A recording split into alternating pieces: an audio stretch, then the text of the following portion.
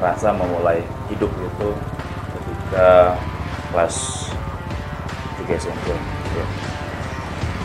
Saya itu termasuk orang yang mungkin bisa dibilang susah untuk bergaul gitu. Saya tuh nggak bisa tuh ngumpul rame-rame terus basa-basi itu paling nggak bisa. Itu mungkin kenapa dari sejak SMP sampai sekarang saya tuh nggak punya teman gitu. Sebenarnya saya nggak punya teman.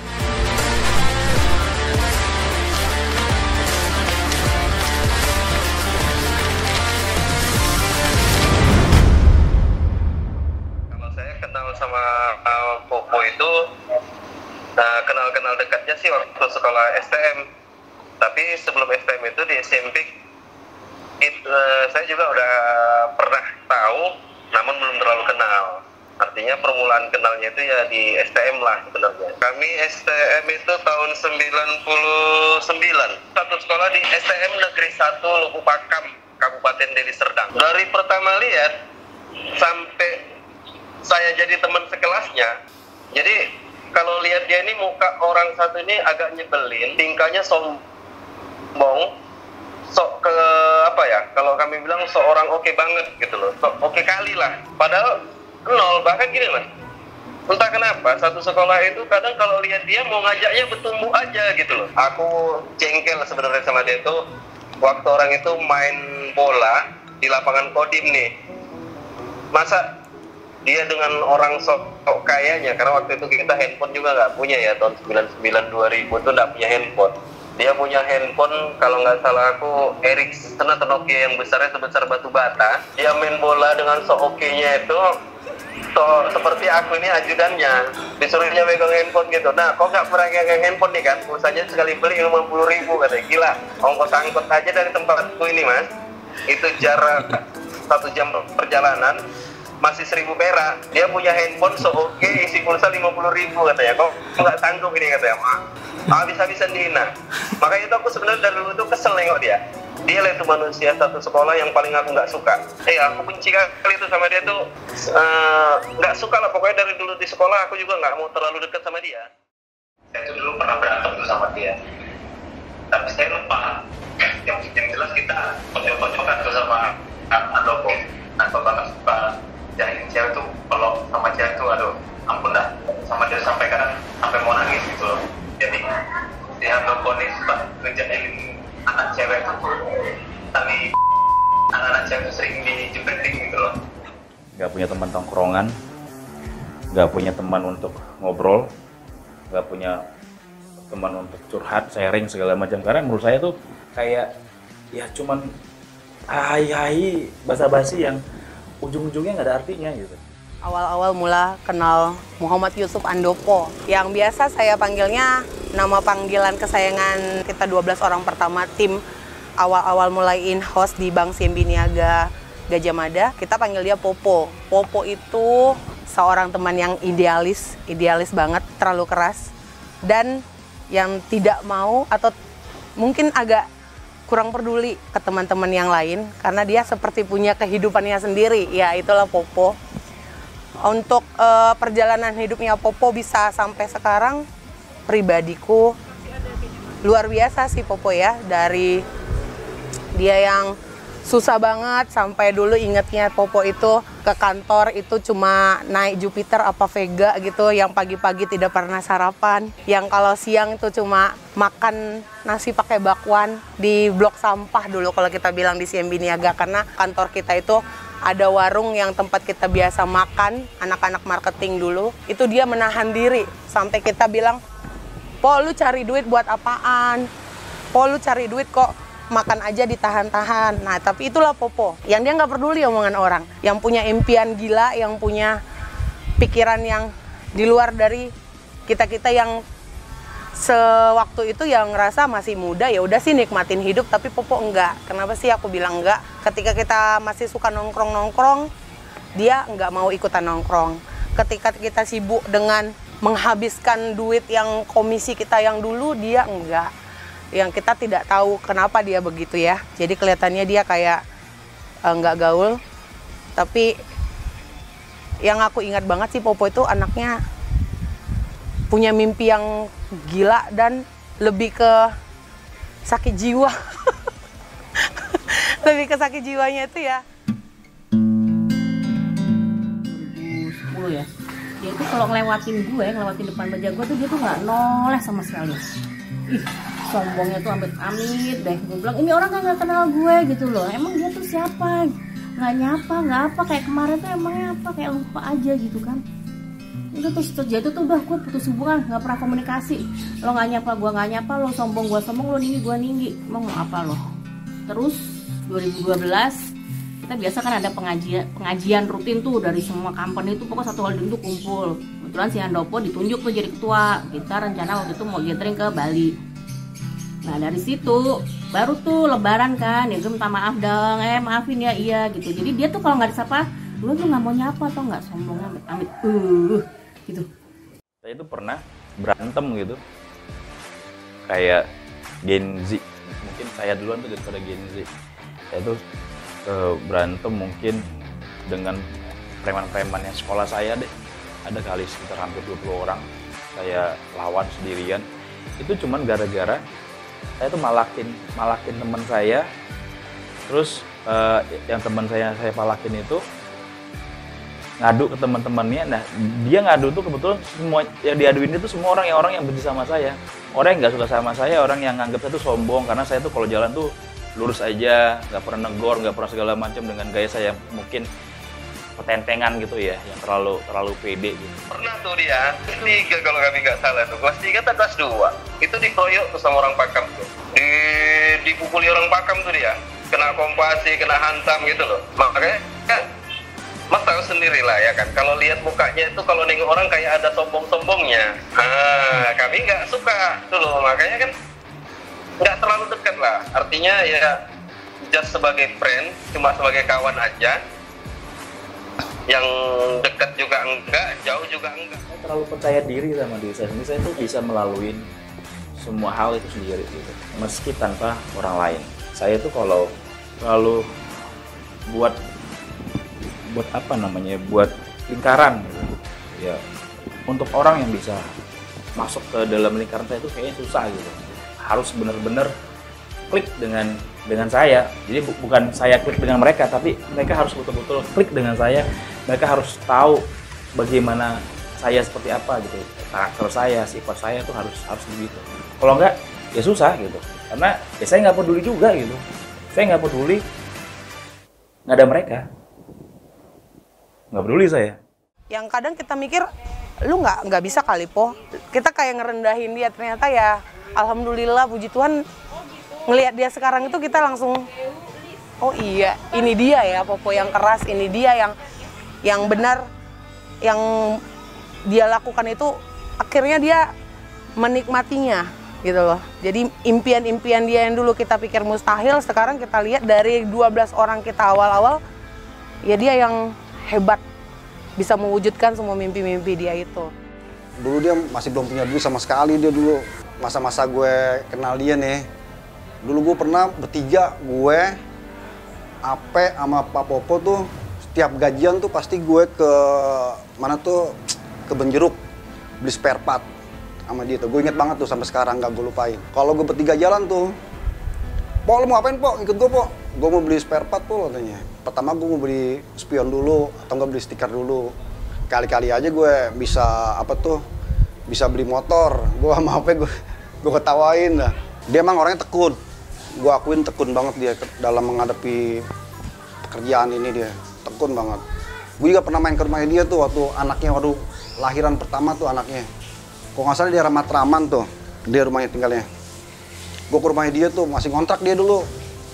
Gue main ke rumahnya, di atas rumahnya itu banyak, apa nih Po? Ini telepul, gue main telepul, gue bilang. Di sekat-sekat tuh di kamar dia tuh, di atas. Hebat lu Po, gue bilang Po, bisa meniti karir dengan cepatnya gitu.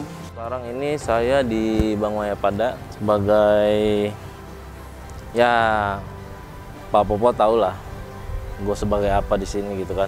Masih kacung-kacung juga, beda lah sama temen kita ini, Pak Handopo.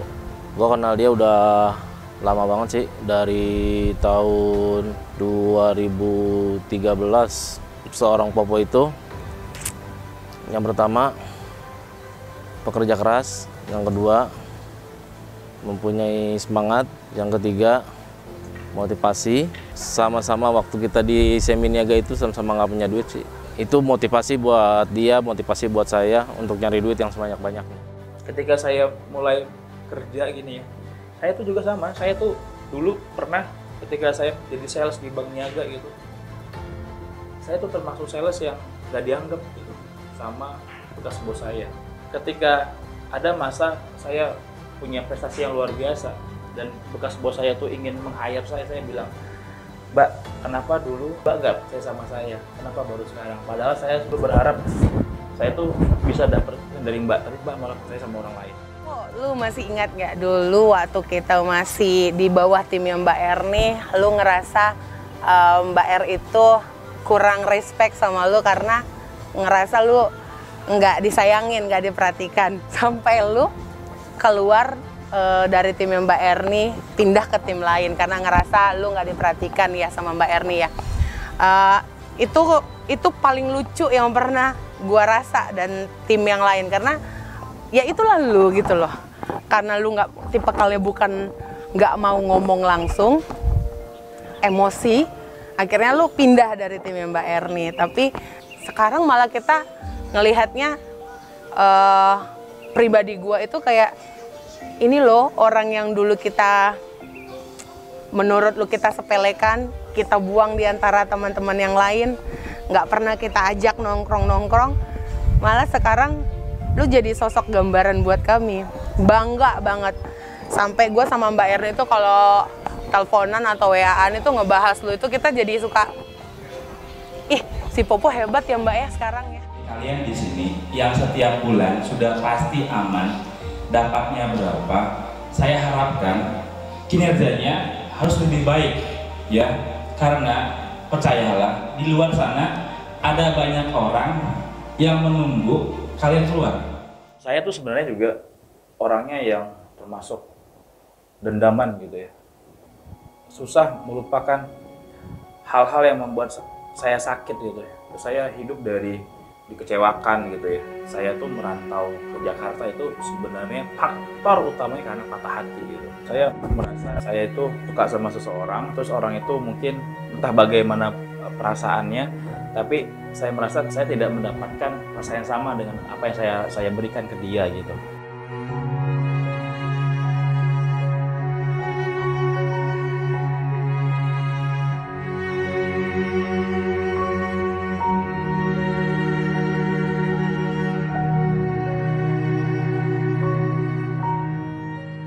Beliau itu hanya seorang security, tapi beliau itu kerjanya sungguh-sungguh gitu loh. Jadi saya kecewa sama dia, saya patah hati, saya nggak mau lagi lihat dia dan atau saya nggak sanggup sebenarnya ngelihat dia didatangin cowok lain datang ke rumahnya, karena kebetulan rumah kami satu gang gitu ya. Nggak kuat nih hati untuk tetap ada tinggal di situ.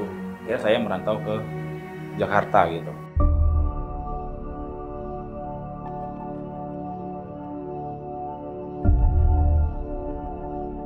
Terus pernah di suatu waktu beliau itu mendapatkan kepercayaan kalau nggak salah ya untuk memegang PT Harda Esa Raksa.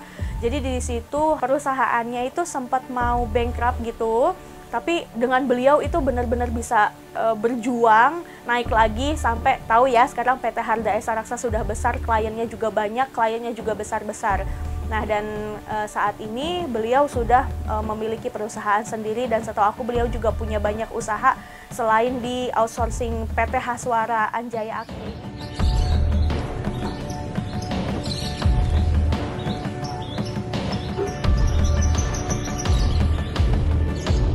Saya direkrut oleh dia untuk menjadi project marketing kalau nggak salah.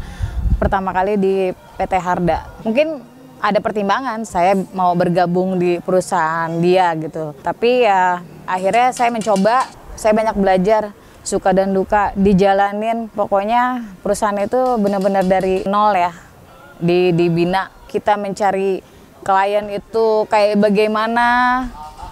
Pokoknya seharian itu pernah untuk kerjasama dengan PT Siambi Niaga. Kita tuh naik motor dari Pancoran ke Bekasi untuk minta persetujuan dari atasan PT Harda. Lalu dari situ kita lanjut lagi naik motor ke Bintaro. Dari Bintaro naik lagi taksi.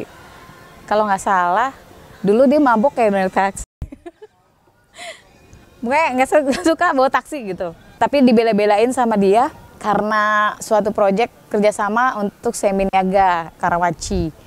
Ya memang sih dari proyek pertemuan tersebut belum menghasilkan, tapi kita berdua nggak menyerah sampai di situ untuk usaha mendapatkan klien Siambi Niaga. Ya alhamdulillah akhirnya bisa bekerja sama. Pas awal join saya waktu itu penempatannya di Siambi Niaga Gajah Mada. Menurut saya pada saat itu saya belum tahu banyak tentang beliau, karakter beliau seperti apa gitu. Yang saya tahu pada saat itu ya beliau galak gitu. Istilahnya lagi sering ngomel. Waktu itu pernah juga kayak istilahnya sampai ngedebrak meja dan lain sebagainya, itu waktu itu pernah lah. Kerja sama Pak Popo itu kayak naik roller coaster. Jadi ada waktu dimana kita santai jalannya, terus ada yang bener-bener kita bisa naik gitu kan, udah mulai deg-degan tuh. Terus pas turun tuh bener-bener gitu kan, memacu adrenalin banget. Pak Popo itu orangnya tegas, terus jiwa pemimpinnya tuh kuat banget, tapi orangnya tuh fleksibel dan humble, terus banyak otak gitu loh. Gimana sih, cerdik gitu loh, beliau itu cerdik, banyak cara-cara bagaimana dia menghandle timnya, cara beliau solve the problem, itu tuh banyak banget yang gue bisa pelajari dari beliau gitu ya. Bapak tuh tipikal pemimpin yang ngertiin banget karyawannya. Beliau tuh tahu gimana cara memperlakukan karyawan, cara dia nge-treat karyawan, cara dia mengembangkan karyawan, cara beliau menegur, itu Bapak tuh tahu banget. Saya merasa diri saya bisa gitu tanpa orang lain, karena saya punya prinsip. Kalau saya punya target, punya tujuan, saya harus dapatkan itu. Bagaimanapun caranya saya harus dapatkan. Mau kaki di kepala, kepala di kaki, dengan cara apapun saya akan lakukan.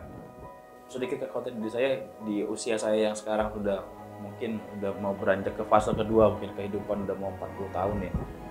Mau sampai kapan saya seperti ini gitu ya, nggak punya teman gitu, terlalu keras dengan prinsip hidup saya, bahwasanya saya nggak terlalu butuh orang lain, bahwasanya orang lain yang membutuhkan saya. Saya khawatir karena saya dalam 2 tahun 3 tahun terakhir nih udah berpikir tentang kematiannya. Ketika saya melihat Uje meninggal, saya kebetulan lewat ke arah Jalan Gajah Mada tuh, saya lihat iring-iringan jenazahnya tuh rame banget. Nah itu menjadi kekhawatiran saya. Bagaimana ketika saya mati nanti, apakah bakal banyak nggak sih yang menghadiri kematian saya? Sementara selama hidup saya, boro-boro ini ya, bisa bersosialisasi gitu ya. Dari mulai SMP sampai saat ini pun saya nggak punya teman gitu. Saya nggak kebayang gitu, ketika orang-orang berpikir, lu aja sombong ketika hidup. Lu aja nggak peduli dengan lingkungan ketika hidup. Lu aja sama orang begitu gitu. Maka kadang-kadang dalam hati saya nih, ya ketika ada orang yang berhasil dekat sama saya, lo beruntung gitu. Lo beruntung bisa dekat sama gue, lo beruntung gue perhatiin, lo beruntung dapat senyum dari gue, yang mungkin kalau lo kenal gue 2-3 tahun lalu, gue nggak peduli siapa lo gitu. Saya merasa mereka yang butuh saya, bukan saya butuh mereka. Mungkin sekacau itu tuh cara berpikir saya. Yang satu cerita juga, waktu itu kita sedang riding, kita jalan bareng. Tiba-tiba salah satu sahabat kita itu ada case di jalan dengan kendaraan lain. Nah, kita yang di belakangnya itu tanpa pikir panjang juga ya, karena sahabat kita itu mau baku hantam, ya kita bela lah sahabat kita itu. Jadi gue ngeliat di sini Andopo itu brotherhood banget lah ya. Terus dia juga kalau sedekah itu ugal-ugalan men. Jadi selama ini gua jalan bareng sama dia itu, kalau dia memang sudah punya niatan ingin buat sesuatu, nah itu pasti dia selesaikan tuh sampai tuntas. Keren banget itu. Saya punya pengalaman menarik ketika di Palembang bersama beliau. Jadi di saat itu kita lagi di mobil nih, ya kan? Posisi di dalam gang yang mungkin cukup hanya satu mobil ya. Di situ beliau sedang ngobrol dengan saya. Lalu beliau melihat kakek-kakek yang sedang berjualan pot besar. Ya. beliau langsung memanggil saya, Cacat, itu lu tolong lu kasih ke kakek-kakek itu, tapi lu beli dan barangnya itu kasihin lagi ke dia, dan uangnya kasihin ke dia semua. Itu bener-bener kaget ya. Jadi gila, dari spontan gitu loh ya kan. Dan kakek-kakek itu juga sempat bener-bener kaget, ternyata saya membeli barangnya itu tapi saya balikan lagi dan saya memberikan uang. Sampai kakek-kakek itu juga mengucapkan terima kasih kepada saya, dan herannya dia sampai bilangin terima kasih juga, semoga rezeki lancar buat yang nyetir gitu.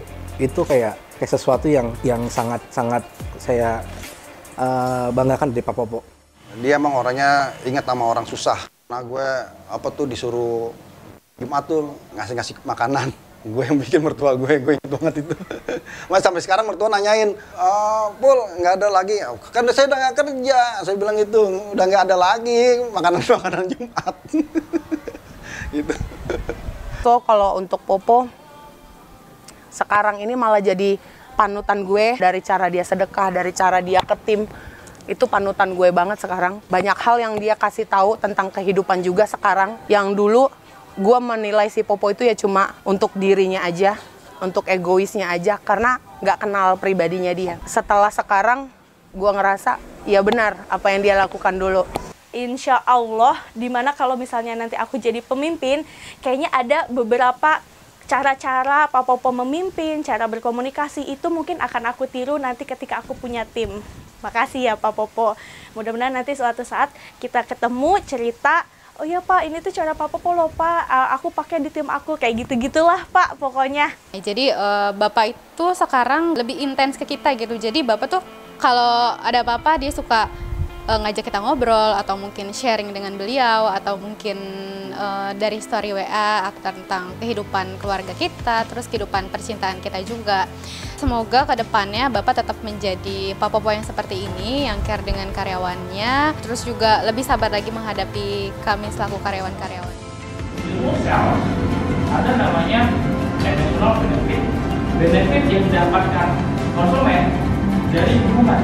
Kita sekalian, walaupun punya program gimmick dari PPC, tapi tolong yang kalian jual itu cara kalian menjualnya.